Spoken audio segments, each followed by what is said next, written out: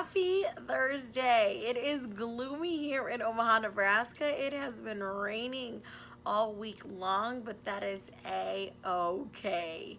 It is going to be that cozy rain. Anyway, enough about the weather because I know that's not why you're here. I wanted to talk a little bit about boundaries. Okay, guys, so for a couple of weeks, I wanted to have this conversation, but I was like, no, it's a little traditional. Boundaries are so hard to make. And honestly, I will tell you, it is something that I think I am constantly always evolving and working on in my own life. Like I am and I read the book, The Year of Yes, and then I was empowered to come out with my own version of that year, and I called it the Year of No Thank You. And in the year of no thank you, I chose to say no to more things that did not fulfill my space or they did not fulfill my heart, and it was extremely challenging. And so I kind of want to talk a lot about boundaries in the context of, obviously, there are social boundaries where if you find yourself overwhelmed by people or groups of friends, or even just like intimate people in your day-to-day, it's important to maintain and create boundaries for those people.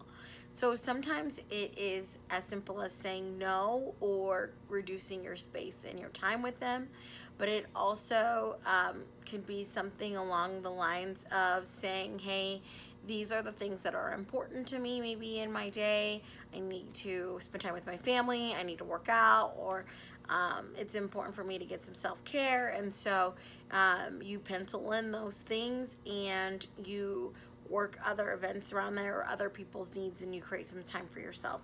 So there are a lot of different ways that I think people talk about creating that boundary within others in order to say no, or this idea of maybe you're not at the point where you can not say no, but you can just ask people, for time to think about things and say, hey, instead of saying yes right away, just saying, oh, let me check my calendar, or I will let you know, and then give yourself some time to answer it. Boundaries are so important, not only on this level of creating them, but I wanted to talk more about this idea of why they're so important. And at the end of the day, boundaries are what create our friendships. They are what create our relationships, our family ties, our work positions.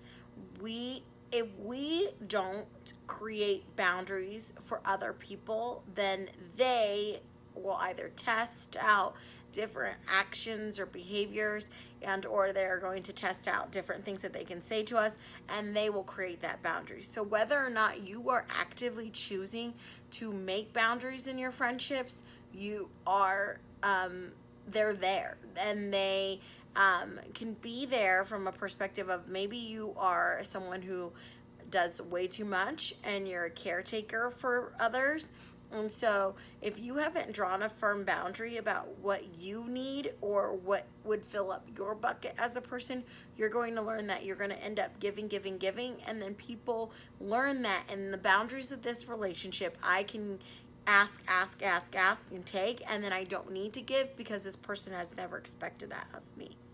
It's always clearer, like especially when we're talking about parenting, it is best to stay consistent and start with boundaries from the beginning.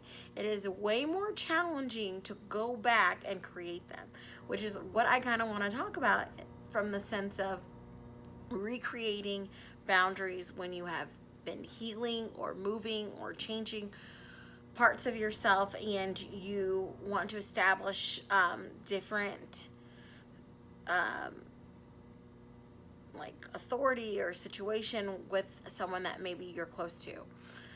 Know that this won't be necessarily an easy thing, because it's when you create a new boundary for someone else, you're changing the role of the relationship, and you're also changing how that person perceives you. And so if I've been attached to you as a caretaker and then all of a sudden you stop helping me or you stop giving, I might feel a certain type of way and say, wow, like she doesn't care anymore, or she's not as nice as she used to be, she's not as giving. And that might be difficult for someone who's used to giving to somebody else to hear or to feel or to do. But the reality is that maybe you are doing a little less than you used to, but now you're creating a healthier version of that. And so those who are able or want you to have that healthy balance are going to most likely take that new boundary easily. But remember that when you're creating space and boundaries with other people, it also has to do with where they are in their life. So I have learned, and I've also seen in my practice, that it is harder for other people to accept your boundary when it does not benefit them or match with their values or ideologies of who you should be or what they think the context of the relationship should be. So what the heck does that mean? So essentially saying that if you find yourself wanting to be more free or independent from the relationship, and the other person sees this as problematic because that's not what friends are supposed to do, or they might have a difficult time with it because they think that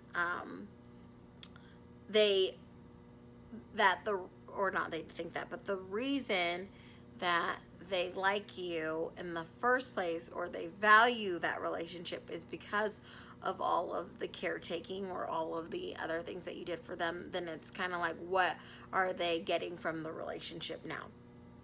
So you have to remember that when we are redefining these relationships, sometimes you might find that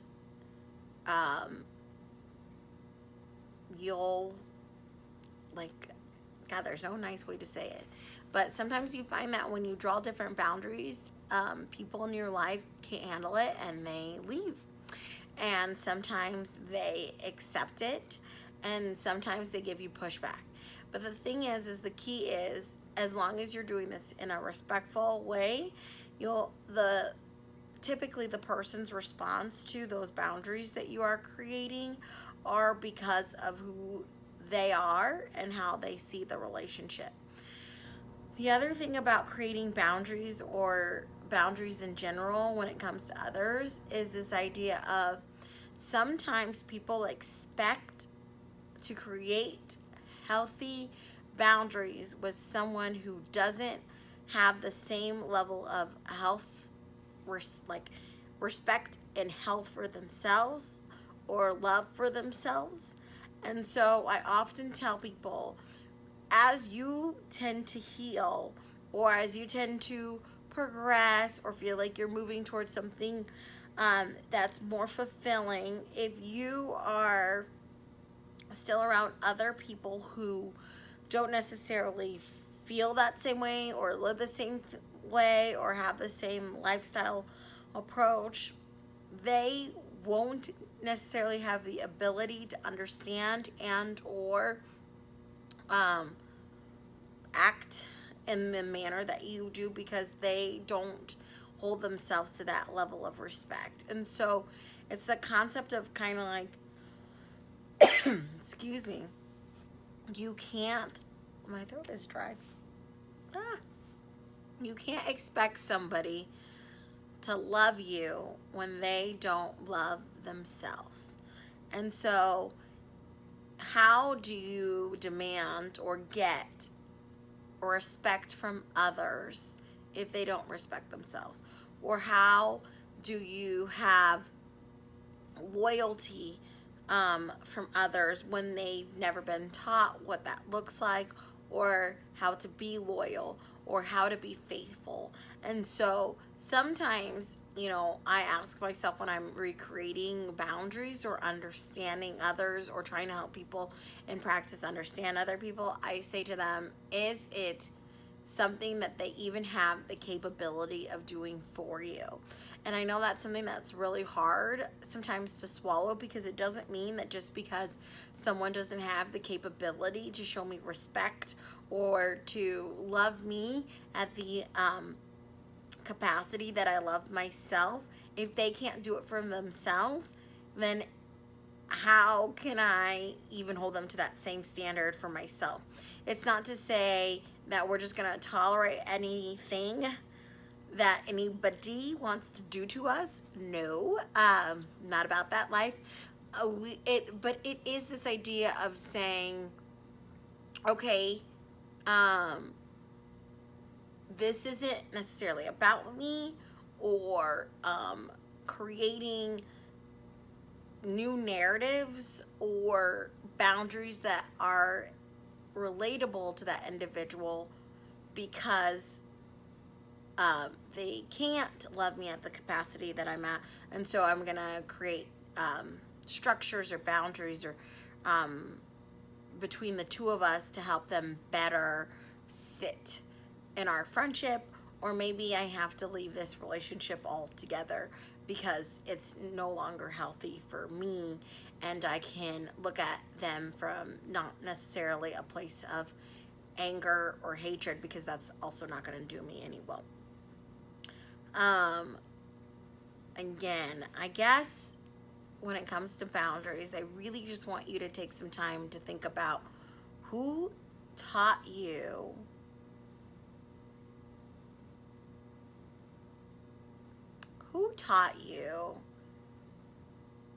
boundaries in friendships. Where did you learn them from? Did you learn them from your family? Did you learn them from movies or growing up? Who taught you boundaries in love? Are your boundaries in love and family realistic? Are they ideologies that you only see in the movies? Is what you grew up with not what you want, but all you saw was what's in the movies? Take some time to think about, like, are your boundaries actually helping you create healthy relationships, or are they helping you stay in cycles and attracting same partners, attracting same friends who are going to continue to feed into negative beliefs about yourself, that maybe you're not lovable, or that maybe, my favorite, nobody can help me, nobody can help me, nobody can accomplish anything except for me, I have to do everything on my own because nobody's there for me. Do you play a role in that? Do you play a role in the boundaries that you create with other people to not allow them to not allow other people to help you from the beginning? Did you set that standard in the initial part of your friendship? I know this sounds crazy, but it is this idea of the brain is wired, and I will always say this in different ways, at different times, in different videos, the brain is wired to win. And so if we're walking around feeling that we're unlovable or that nobody can be there for us, then we are always going to find reasons that is the case. And so we're also going to find friendships that prove that, or lovers that prove that, until we choose to believe something that is not that negative thought. And so with that being said, when you created your boundaries, especially the relationships that you're having trouble with, were they boundaries that were created from ideologies from earlier points of your life, or parts of your life where you were experiencing trauma? And then if that is the case, how can you move from this idea of I'm unlovable, or I can't, nobody can do anything for me, to a place where I have people who can do things for me, or I have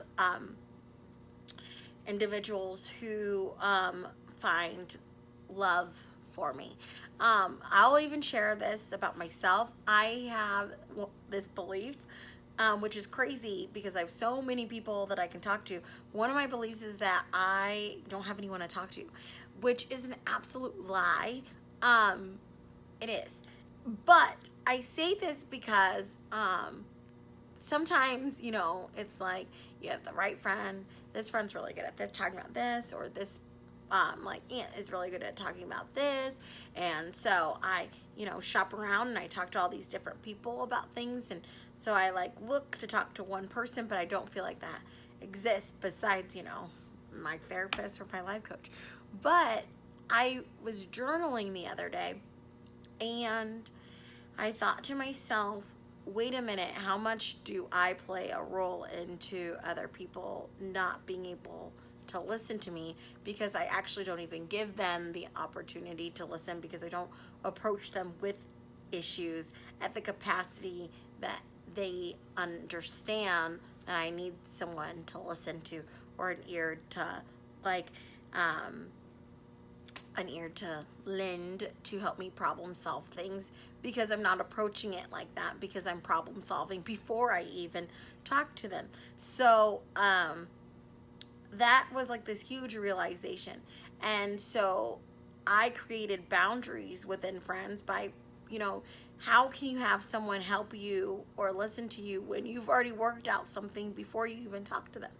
So that was something that I had to recreate. And as I recreated that, and I, you know, called people during very vulnerable times in my life and talked about different things, I started realizing that my belief was invalid and that there are so many people who are available for me to have. And so that started by changing boundaries, and changing boundaries within friend dynamics, and also changing boundaries within myself, because we all have internal boundaries, and those boundaries either protect us or those boundaries are created to support our identity. So really take a moment to think about yourself, and if you had to like write what are the boundaries that support me or what I do, where did they come from, and see if it really resonates with who you are or who you want to become.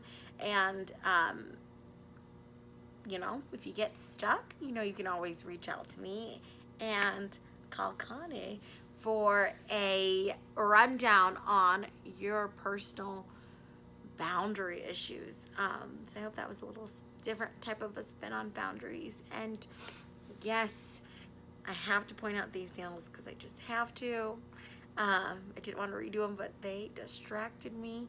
I got them done by a 4-year-old at this very fancy salon this Labor Day weekend. So I hope you guys enjoy that. And if you want a referral for my nail lady, let me know. But in the meantime, you guys take care and you have a wonderful night.